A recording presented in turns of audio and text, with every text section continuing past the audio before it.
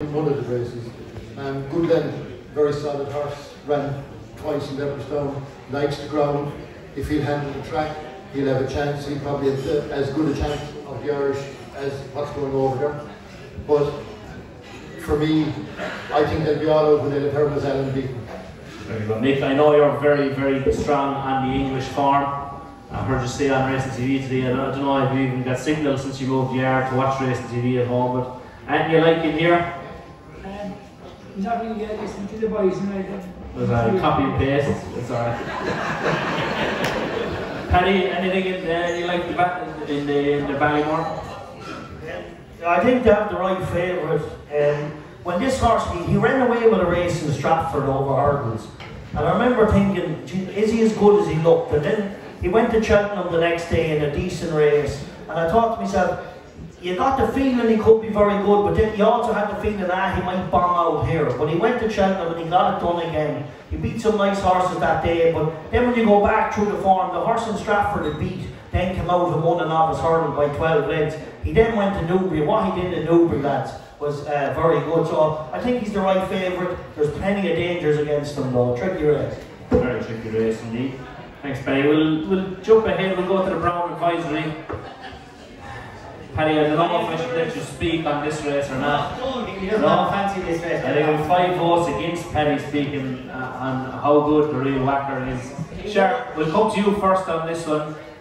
Jerry Cologne, winner of the Scilly Isles, probably got in here favourite. I haven't that favourite. Might be Potter's in there too, don't think he'll run here.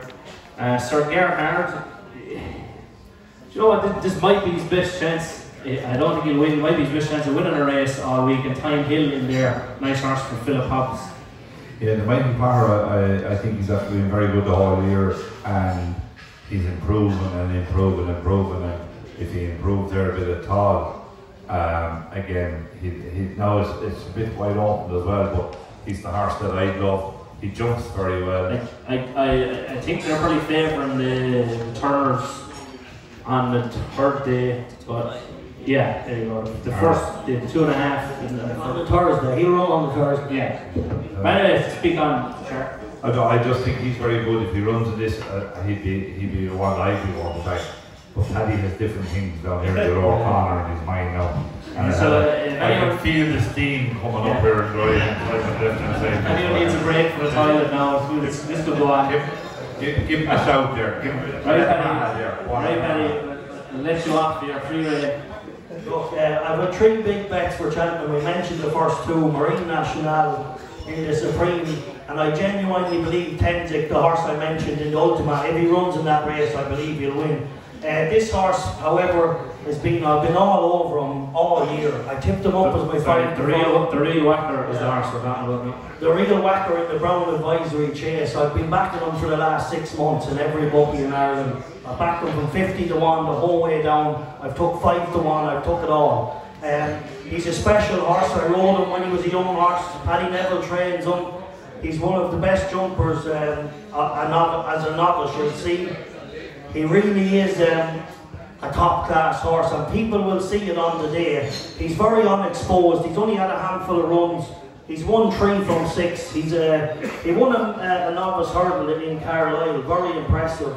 And then he went and finished second on his 3rd run in the Grade 2 hurdle when he was a little bit green. I genuinely think this is the banker of the festival. I think his jumping is one asset, but he stays really well and he has a massive engine.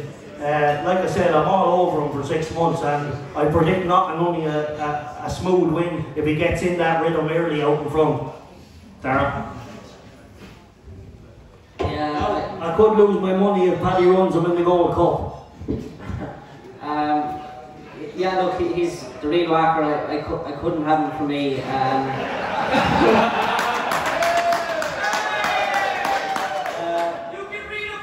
If I could get you the right, you'd say that. Like if you look at his run the last day against Monmoral of Paul Nichols's, he beat him 3 1/4 lengths, and Monmoral went on and finished 26.5 lengths behind Jerry Cologne. And even to me, like, Jerry Cologne was workmanlike, but for a workmanlike horse, you know, he keeps winning. I think he's unbeaten for Gordon Elliott. But I think if Willie's horse Sir Gerard, you know, if he learns from Ingorn at all, to me, he has no chance. I couldn't. He has no chance. Bigger fucking chances than that, that's for sure. I think if the real whacker makes it a gallop, I think Sir Gerard would be arriving at the last and saying bye bye. Right, can I just come in there, right? You mentioned Montmoral, but you forgot to mention the other horse who was beside Montmoral, Thunder Rock. Thunder Rock ran against Jerry Colomb in Sandown, and he ran against the real whacker in Cheltenham. Jerry Colomb was challenged by Thunder Rock at the second last, and only Thunder Rock he's just developing as a jumper. He was about a length down on on Jerry Colomb up the straight. He wasn't within 20 lengths of the real whacker going to the second last in Cheltenham. The form is there, look at it. The horse is special, and mark my words, you'll see a demolition job in Cheltenham. I can retire if he wins, and I'll have to retire if he loses. I said the demolition job to be Paddy running over there with his tail between his legs going. You just remember that 7-1 you laid me. And they have to win that weekend, you want before. That's another grand and eight. That's lovely. Shake on now. You're winning. It's the second time. Good job, though. You should have on the bar outside. Genuinely, he's a good one, lads, I promise you. No. The pleasure of riding him 50 times as a young horse. And I sat on Denman, I sat on the real top novice chasers. I often schooled Denman over fences. This lad is a quicker jumper, much quicker, and he stays really well. It's an easy win. Listen, Paddy, you're big like yourself, you wouldn't so much now.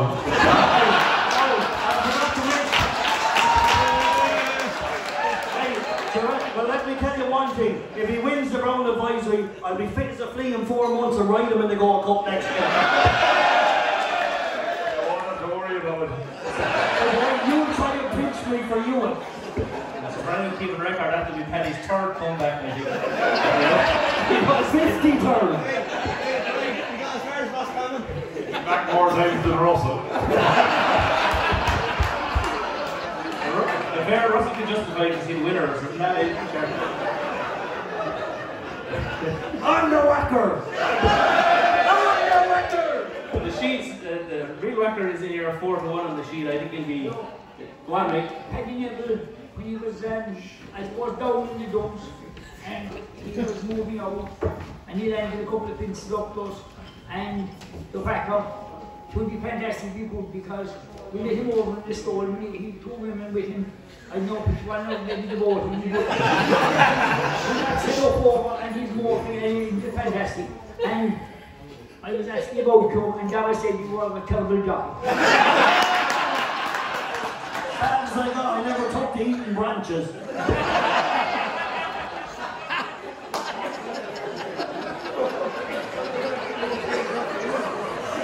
My God, I had some weird stuff in the ears.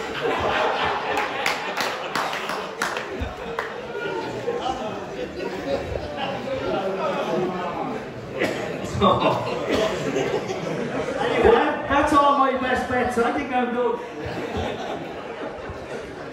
You're well fucking done.